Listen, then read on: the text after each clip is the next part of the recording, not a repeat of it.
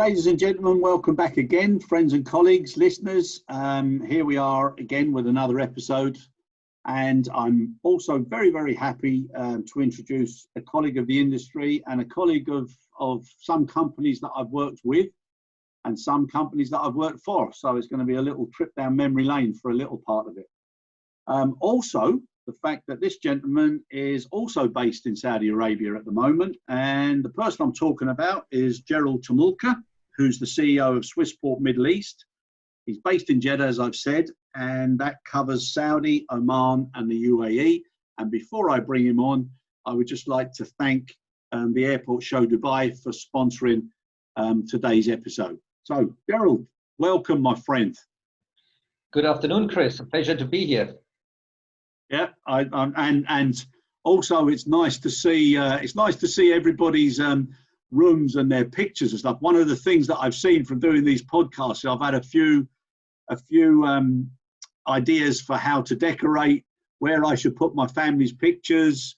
I can see there that you're a man who's organised with your files behind you. So well done. Gerold, thank you very much for coming on. So before we start, can you just give us a little bit quick background and how you've come to be where you are? Right. Thanks for having me, Chris. It's a pleasure to be with you this afternoon. My personal background, I've been in aviation for roughly 30 years. I sort of, in technical terms, grew up at Frankfurt Airport, stayed with them for 11 years, was then asked by Lufthansa to come over because they basically said, you've done enough damage here, now we'll send you in the wild blue yonder, do some more.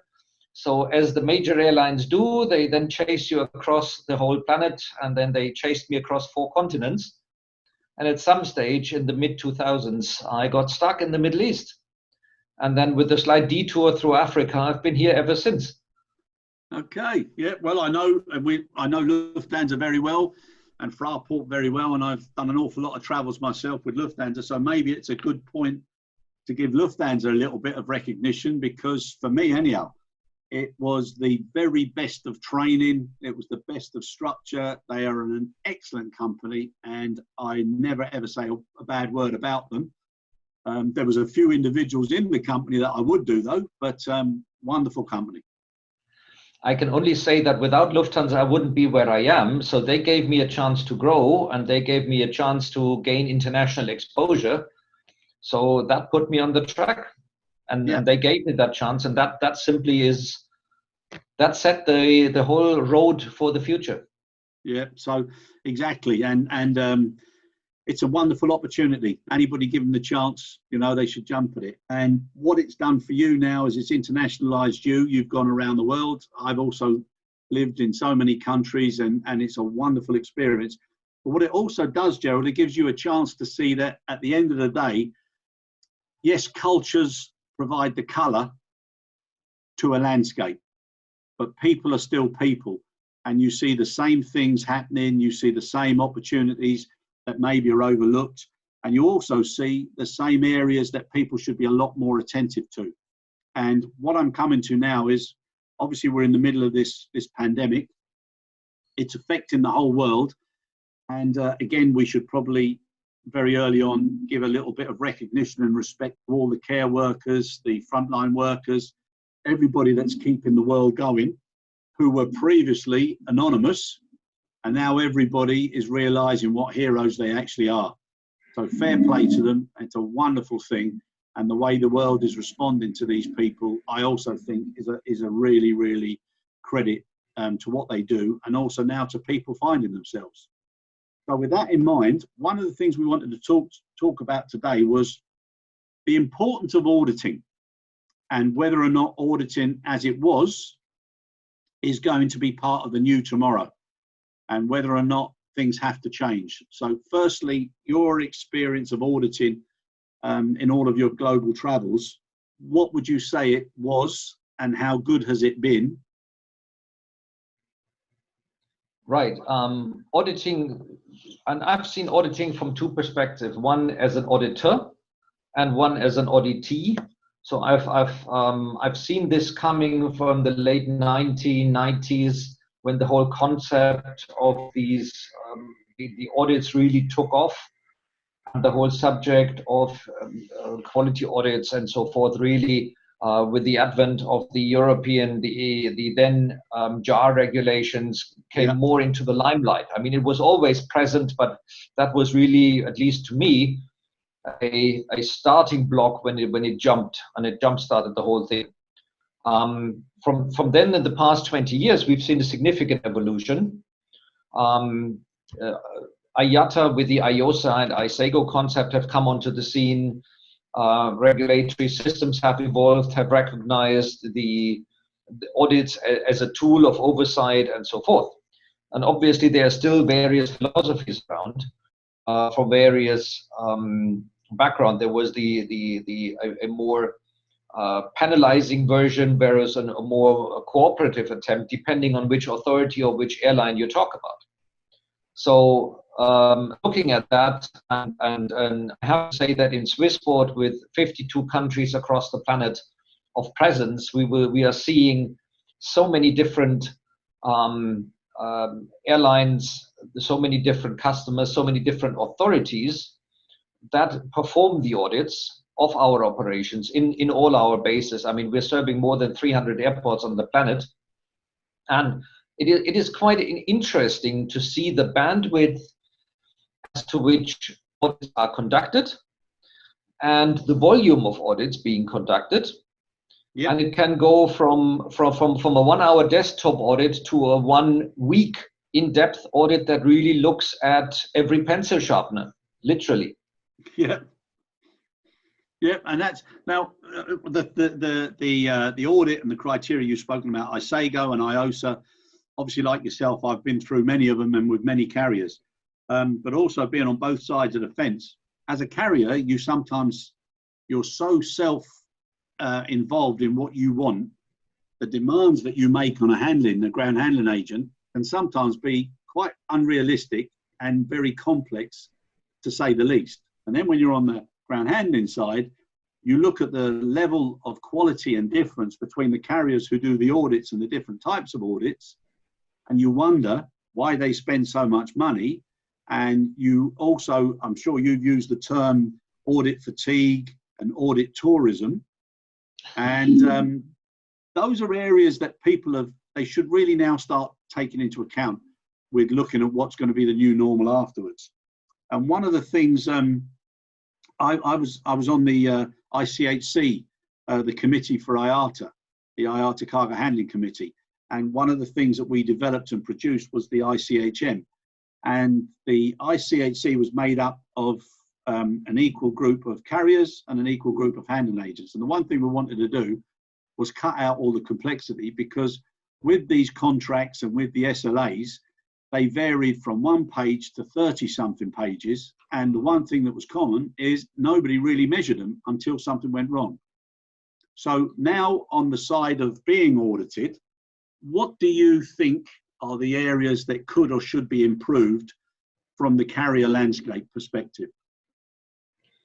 Let me step back one step. When this whole, about 15 years ago, when this whole auditing really took off and expanded dramatically, and when auditing was becoming sort of the mainstay tool of supervision by every customer of its service provider. And that is when this whole audit tourism, and I think that's a very well-deserved term, really started and took off. And the concept that IATA had, now I'm not the biggest fan of IOSA, because IOSA misses a number of points, and essentially it is like club rules. And when IATA tried to establish themselves as a regulator, which they are not, I was quite pleased to see then the evolution to ISAGO, because it made a lot of sense. If the concept of ISAGO had been fully introduced, and the concept was that ISAGO is like a platform, so that if somebody is ISAGO compliant, then an airline would only need to judge or to audit whatever differences there are that they have to that. That would have made sense. However, in fact, today, what we're looking at is all the airlines audit everything. And everybody has, and there's a bit of leeway in regulations and standards. So And so it depends on the personal interpretation of the auditors, on the personal disposition even, of what he judges as critical or non-critical. Obviously, there are certain safety minimums, but in fact, from a ground handling standpoint, I have to say it is way too much. And it means that we have a full-time, multi-people team sitting around that is basically only holding the hand of the auditors all day long, every week of the year. Yep. And as much as the information, the organization grows, you have even more of that. And no airline wants to be caught not having audited the whole range of subjects in a service provider versus their requirements to document and prove that to their own authority. Yeah. So the whole subject is if the authorities behind the airlines would need to relinquish part of their supervisory function to the airline and in other words to IATA and ISEGO, as long as that doesn't happen, the ISEGO concept really is not there. Yep, the second point would be that ISEGO itself had a quite a significant evolution. If you look at ISEGO is now what, about 12 years old or something thereabouts, roughly. And if you look at the first set of regulation you look at today, it is a very significant evolution. And the standards that are defined under the ISEGO program have become much stricter, much more defined, and much more precise. But on the other hand, we shall not overlook that IATA is the industry association of the airlines, not of the ground handlers. So the mission of IATA is to protect the airlines. Yeah. And to further the interest of the airlines. And this has become, particularly in the last 3-4 years, pretty much of a one-way street, where all obligations, and you can see that in the SGHA 2013 and in the 2018 version as well, is pushed over more and more towards the service provider. So it's not a partnership, it's becoming more and more of all benefits on one side and all obligations to the other side. At the same time, the airlines are gunning for cheap. And there's a misalignment there. The regulations becoming more complex, the technology, think about what comes with all these new technologies in regard of airports, aircraft structure, that all the GSE now need to have distance and contact sensors in all GSE that touch an aircraft. And that's a significant cost burden onto the ground handling equipment, on the GSE. But it goes pretty much one way. Yes, and I can so hear the international recognition of that standard. If we can really agree that, let's say, ISEGO or whichever other standard is the platform, and the airline really comes in for half a day to only look at their differences, that's fine. That's a concept. But otherwise, we talk about tons and tons of audits that are very repetitive. Now, on the other hand, I also recognize that there's a benefit in the audits because, quite frankly, from each audit, we can learn something, because everybody has a slightly different take on the content and maybe has seen in other stations or other countries a good idea. Yeah. And this is then communicated, and this is the benefit of the audit. So it's a bit of a give and take that has to be balanced off, but the balance is getting a little bit out of bounds now. Yeah, no, Gerold, I agree with you. And the thing that you ended up with there, recognizing that it's a learning experience. Every person who gets the opportunity to be audited should see it as an opportunity to improve. But to be audited to death doesn't allow much improvement at all. And I've spoken with poor old Glyn and Nick from IATA about IOSA and whether or not it's taken as seriously as it should, and what's the point of having so many zero findings.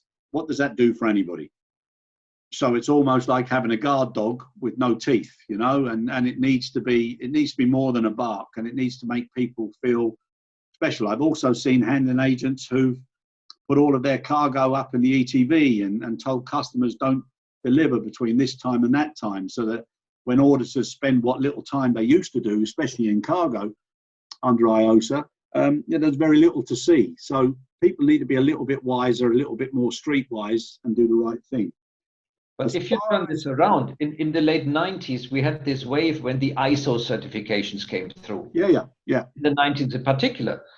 But in the end, ISO became very quickly a pure paper tiger, and that was then used for marketing purposes predominantly.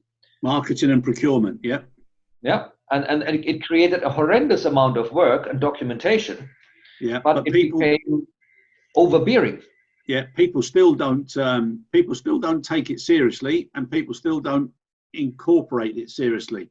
And again, one of the concerns I've got is there's so many franchises of the original quite tough accreditation bodies who don't want to upset a customer, so they'll do anything provided there's revenue generated, and then they give you a certificate, which is also not good for anybody. So yeah. I genuinely believe that this pandemic and the way people are looking to see what the new normal is going to bring about a lot of change in many areas, and auditing has got to be one, because a lot of carriers now, they're not going to be able to afford to keep funding the audit tourism, and the benefits they get from it and what they actually do with it are going to have to be reviewed.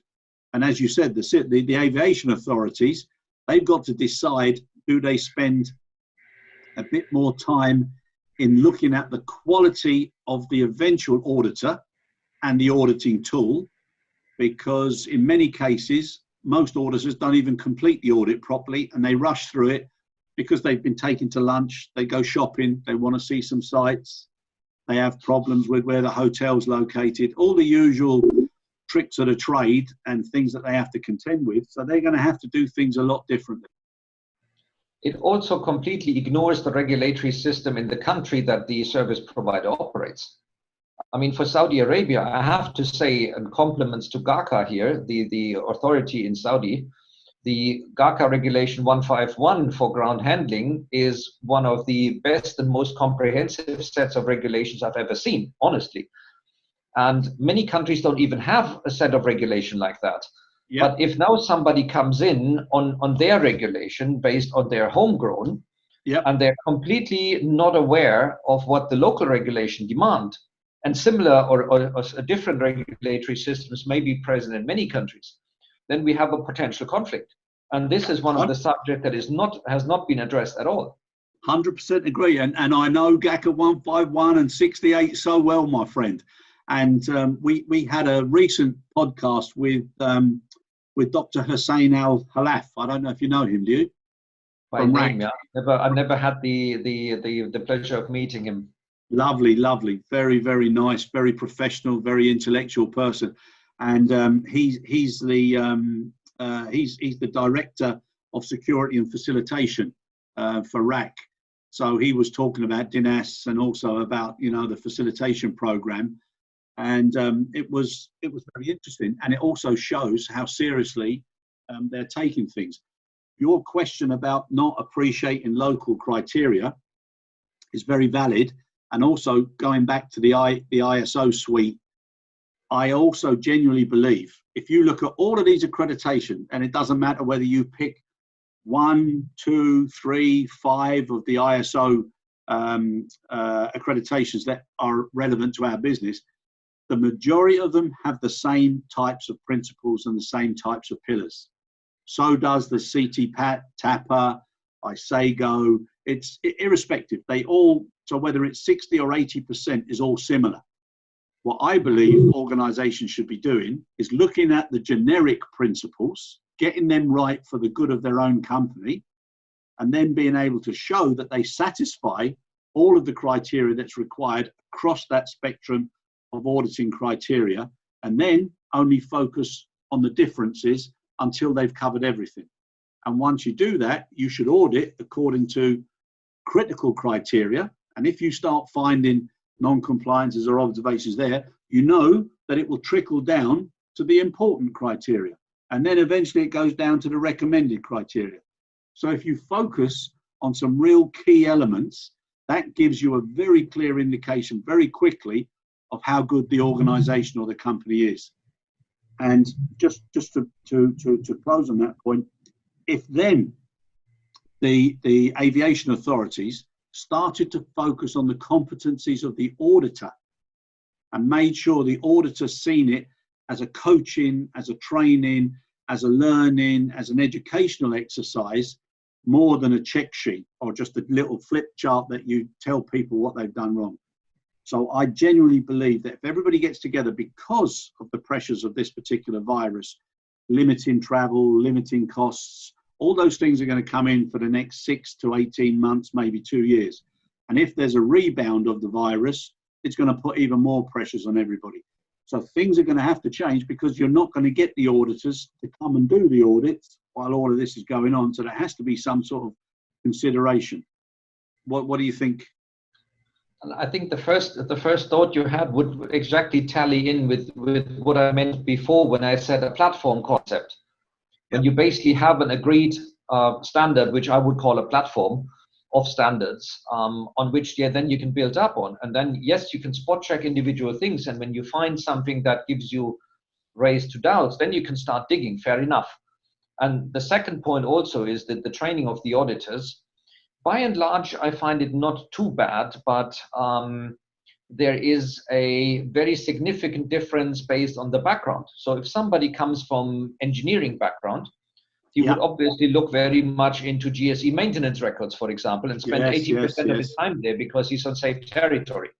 Yeah. So, and not all the airlines have the means to send a team of 3, 4, 5 people in that you would need to cover training and maintenance and the practical execution and so forth.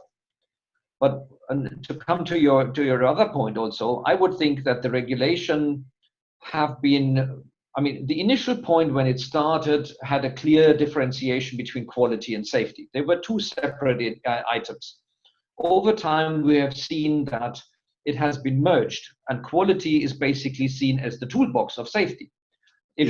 Maybe that's a bit of, some people will now scream oversimplification, but essentially that's the direction it goes.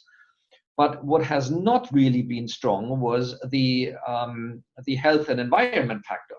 Correct. From USHE. So I would believe that what we will see now as coming out of the crisis is that the factor of health will have a complete new dynamic, and the regulation and the guidance material in that regard will be significantly beefed up. And all of that also in light of environmental protection will get another booster as well. So we will see a more comprehensive set of regulations coming through that will add to the existing ones a significant package in regard of worker protection, health issues, hygienic standards, and medical support in case something is discovered. Correct. Particularly if you have major hubs, and I would even differentiate between a major hub and a regional secondary or tertiary airport. Yes. Because of the sheer volume. I mean, looking at Jeddah Airport has a complexity because of all the travelers for Hajj, Umrah, and being an old trading point, being an international hub for a major airline. So that's a different complexity than if you have a regional airport, even somewhere here in the same country or in any other country. This is not a pure Saudi subject. The other point that I might want to add is, if you look at airports like Riyadh or Dammam, the ground space of these airports is amongst the top 5 on the planet. The sheer distances, I mean, in Riyadh from Terminal 1, as you're well aware, from the international Terminal 1 to domestic Terminal 5, if you drive around the ramp, which is the shortest way, is an easy and whopping 45 minutes. Or in Jeddah, where you cross, when you come from either of North or South Terminal to the apron, you cross 2 active taxiways. These are things that need to be taken into consideration when auditing. Because if you just want to put a stopwatch on it, how long does transport from point A to point B take, and then divide this by the distance driven, that does not reflect local conditions, i.e.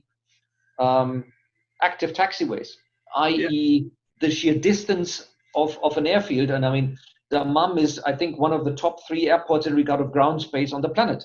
And again, Gerold, that's where a more holistic global overview needs to be in place. So again, if you look at all of the consistencies between the various accreditation certification platforms, and then you look at what people would expect if certain norms were in place. And I don't think it's a problem to have those norms seen as like targets or objectives. So if people are doing development on airports, etc., you try and bring things into norms, but you can't anymore. And if you can't, then there should be those exceptions that are noted and appreciated by any auditors that come in, not telling you that you're doing something wrong, or why can't you do it like this airport, or I've seen this standard. That's where the education of the training, and what you said earlier, I agree. If you get a good training organisation to teach people how to do internal audits, the training materials are pretty standard, they're pretty good, the exercises that they do are good. And then the problem is when the people get into the real world, if they're not given additional tools and guidelines, they tend to fall back into their favourite subject matter or their favourite point, etc., or not appreciating the total differences, because they tend to audit in the same sort of areas. So the whole auditing concept now, I think, needs to change. And there's another point I want to put to you is the audit pyramid, or the audit triangle.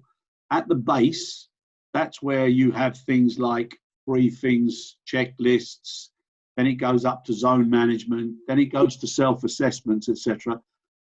I genuinely feel that there should be more credible self-assessment capability from handling agents that's provided on a more regular basis to carriers as part of the SLA, which would then give the carriers the chance to identify certain criteria of stations. And then that would dictate whether or not you had more of a in-depth audit or not.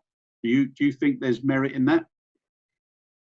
There is a certain merit in that, but there is also slightly different approaches. For example, in regard of a regional pooling. For example, if EASA for Europe declares that airline A, B, and C are in charge of the North Atlantic and North America, airlines D, E, and F in Africa, G and H for the Middle East as the lead carrier. So they will concentrate the auditing on these regions. So we have sort of a regional pooling where still a European major carrier does their work and has the responsibility towards the authorities, but doesn't need to go everywhere. But it means that the authorities would have to agree on a certain acceptance, on cross-acceptance of the results of these audits. And then we can come up with self-auditing tools and something. But self-auditing, in many cases, it just looks that you on paper comply with whatever the regulation or the standard says. And the key issue that an auditor looks for is it not only documented, or is it implemented? Or if it is implemented, is it also documented? And that again is something that makes it difficult to judge from afar.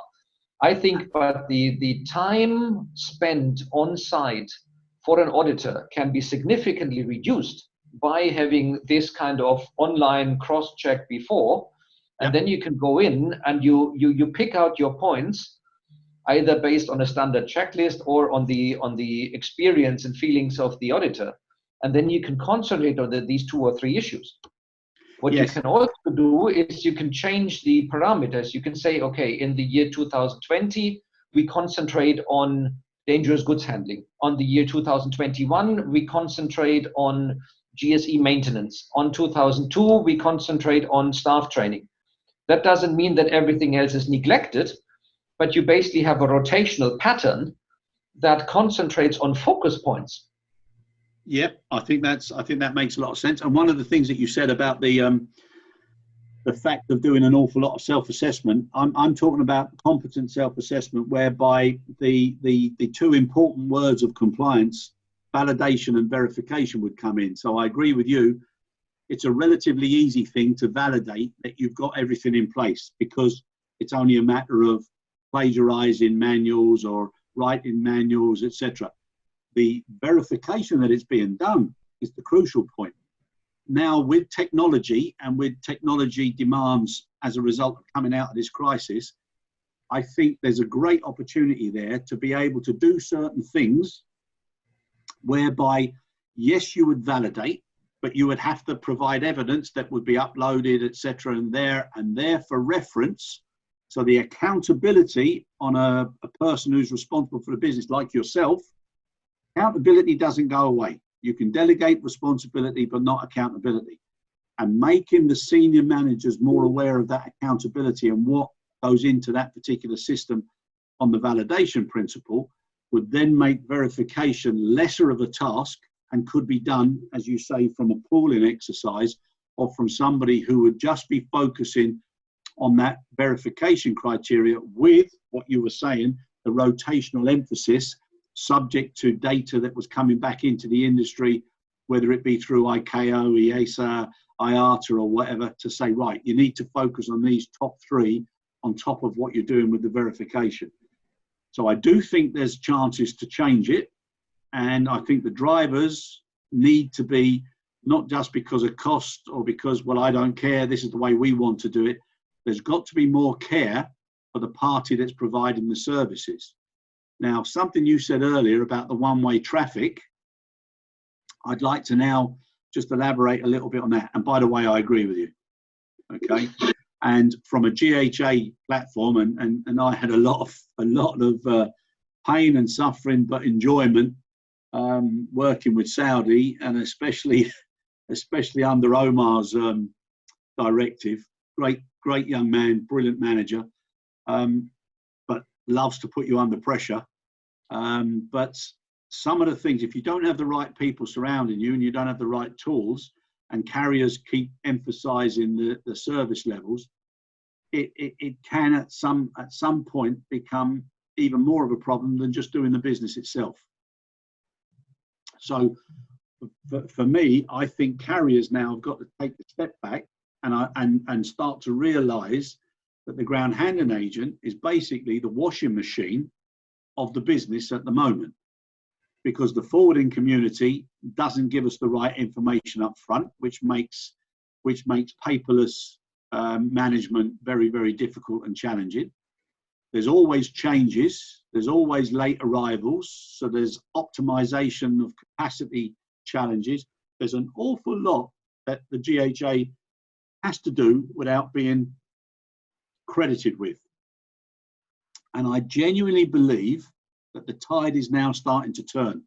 And if you look at what's happening now, carriers rely so much on lots of these relief flights from the what they call it, the Praetor concept, where they're converting passenger aircraft into semi-freighters, utilizing the seats, etc. I don't think ever before has it been realized how important the GHA community is.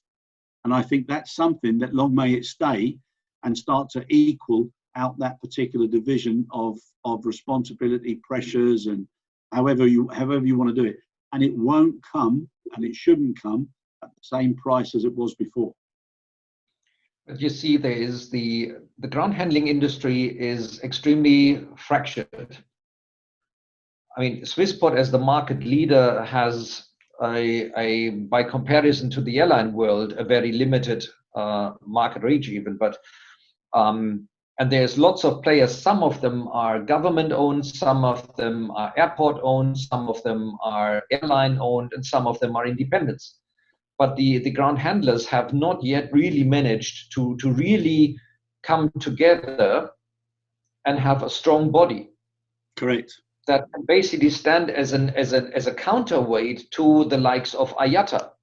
So yeah. ASA is trying to do that, yeah, and DHI to a certain extent as well, but it hasn't come up to that role. It would be vastly beneficial for those organizations to grow, and that would go into the same direction that you have just argued, and to have this kind of to create this kind of alignment between the parties, this kind of standing up, setting an internal set of standards, and it makes it easier for the outside world. Why does IATA have to come up with standards for a ground handling industry that is in support? Because the regulations on a local level did not exist in the past. Yeah, and they have only coming up in the last couple of years.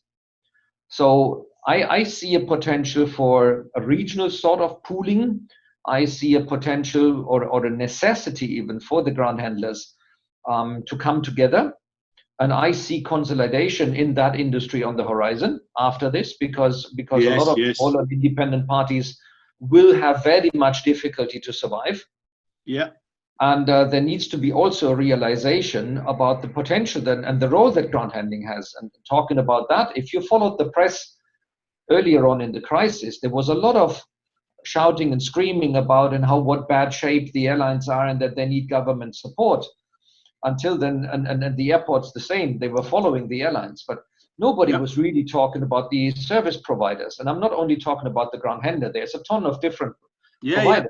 There is the fueling company, the catering companies, all of this. An airport is a complete economic entity, and it needs to look at all the parties. And you can't just single out one or two and say they need support and everybody else is ignored. Exactly. And I think that realization is only now coming through. And you mentioned these cargo flights. That is a complete new set of operation with cabin loading, which was anathema before the crisis. Yeah. So everybody is learning new skills here. Exactly. And we're to a certain way, we're writing the rule book as we go along, which is a first. Yeah. Because otherwise, this would have been studied for 2 to 3 years and argued until the cows come home, and out of a sudden it works. Which is another benefit sometimes of a crisis. But it shows that it is possible. Yeah. To have this kind of agreement and standards and do it fast, rather than fillet it to a level that is not practical anymore. Yeah, 100% agree. And that's also why one of the criteria for this new normal is that you've got to get rid of these legacy waste issues and things that were taking too long, administration and to and fro, and everybody wanting to have their opinion. Certain things now have to be quicker. From a GHA perspective, it's all going to be about costs, about cash, about margin matters, and people have got to take a bit of responsibility as well, Gerold, and don't take accounts, don't take contracts if there's no margin in it, because the risk is too high. But that's still a factor in the market where they basically buy market share. Yeah, but what I'm saying is, and in various countries, I mean, we're not talking about one particular region on the planet. This is a general principle. Yeah, but it's a principle like any that's got to change, because agility, sustainability, resilience, from an investor perspective as well, people have got to now start being realistic. Yep, I agree. And that is going to be the biggest driver of change.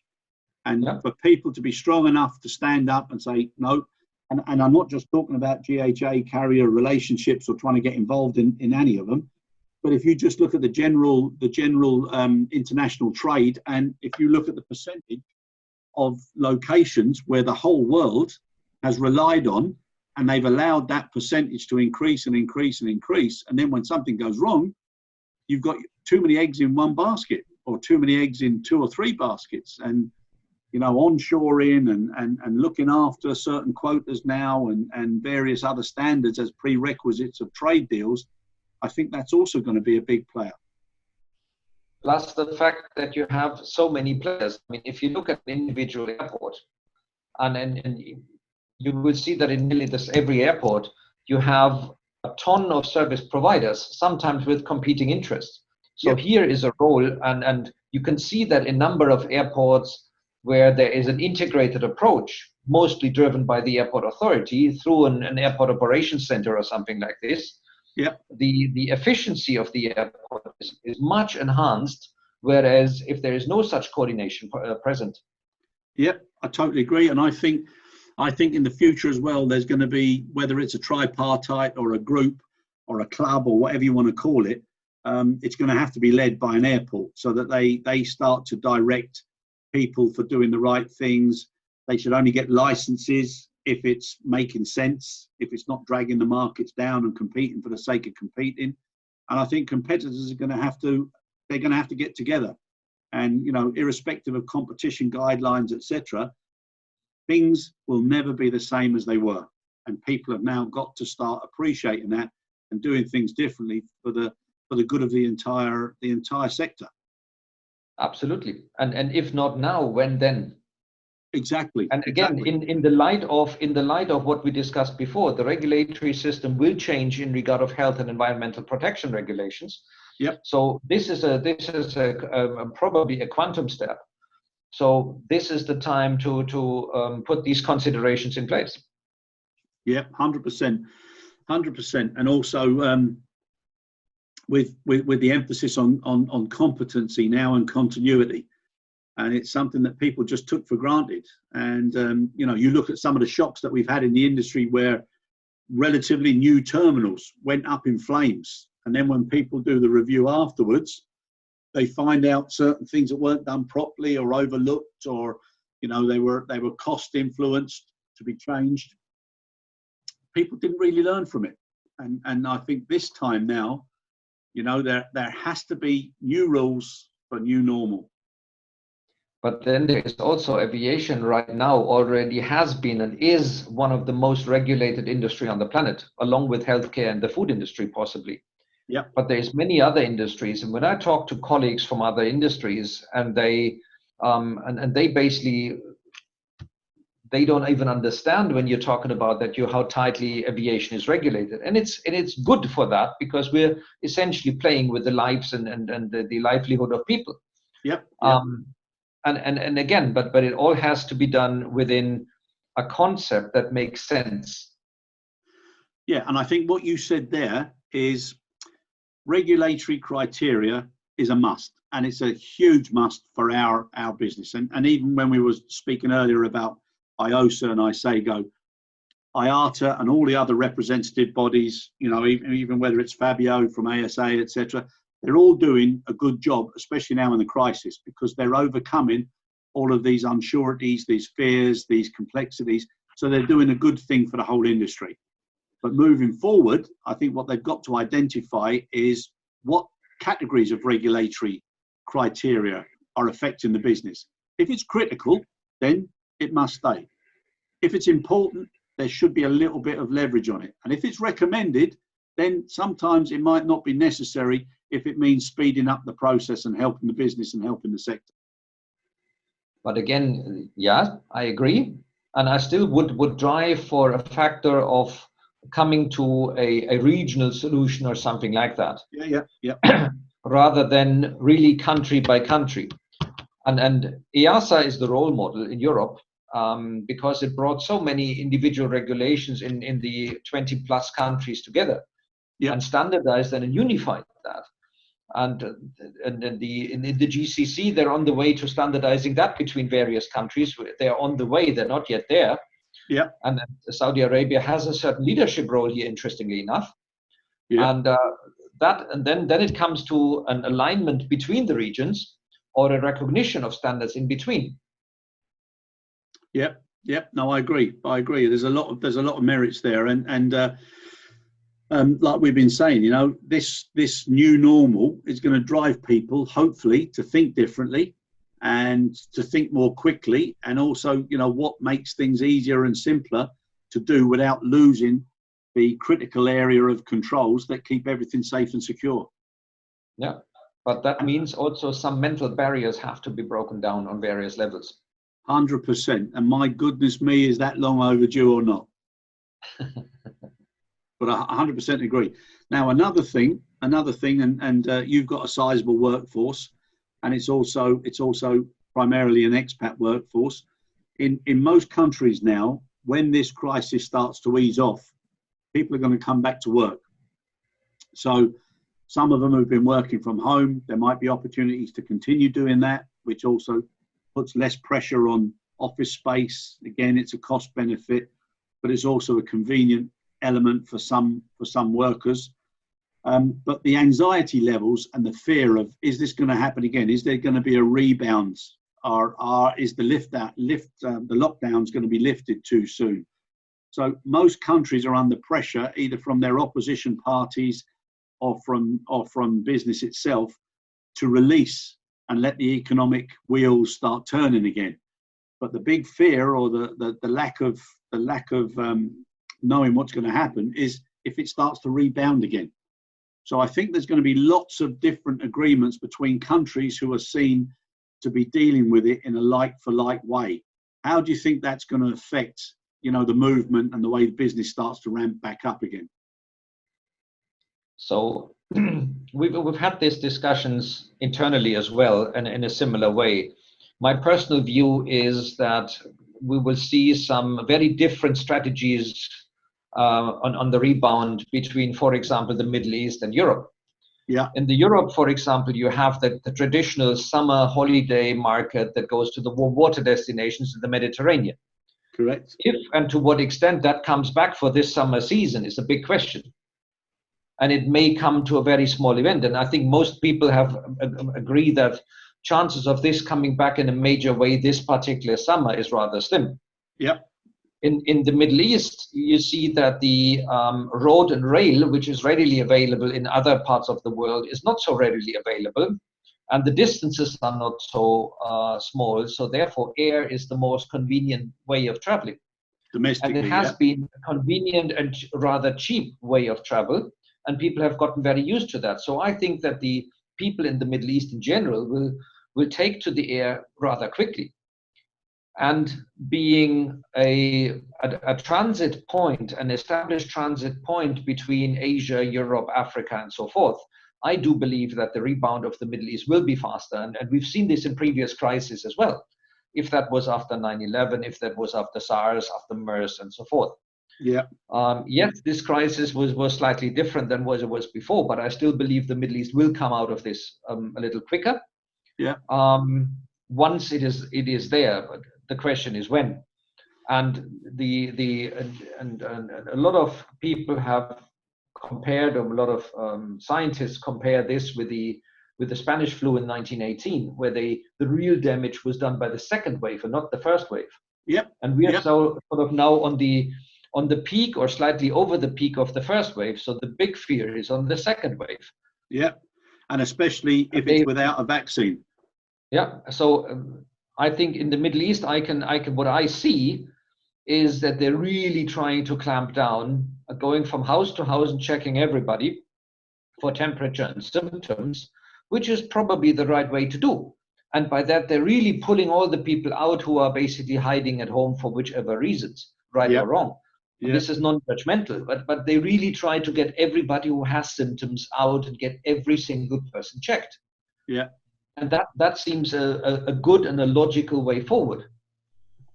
But then once you have that contained and the GCC is sort of cleaned or reasonably cleaned, then the Middle East in itself can reopen that. And then comes the question, which region in the connectivity model of the Middle East will open first? And then the connectivity will slowly grow and reestablish itself. That will certainly take a couple of months.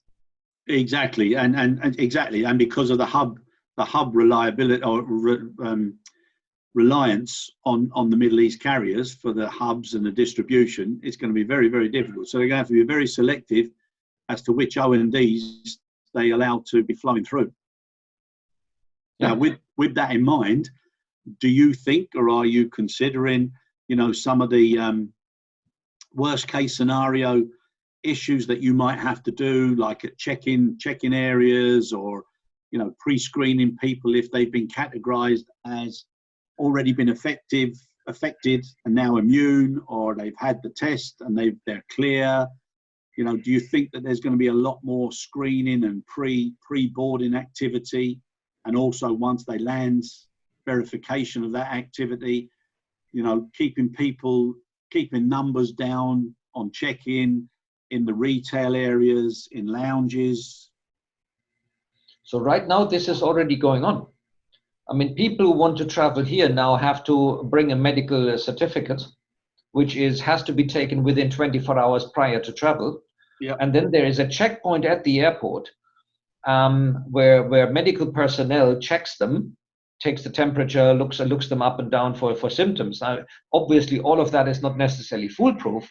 Yeah. But also talking to the passenger, how is he feeling? What symptoms? Where has he been and traveling? What kind of contacts he had in the preceding days, is as far as you can go for reasonably. So before a passenger even comes to immigration or the security check when he's embarking, that is already done. And then comes the secondary check at the point of landing and point of disembarkation or transit station, where the same symptoms are checked again if anything has developed in the meantime.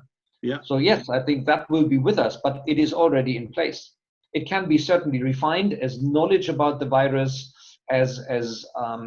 these measures. And I mean, Emirates recently announced that they have this 10-minute test form or something like this. If that will, I can see that may be rolled out throughout the whole region. Yeah. Yes, that is already there.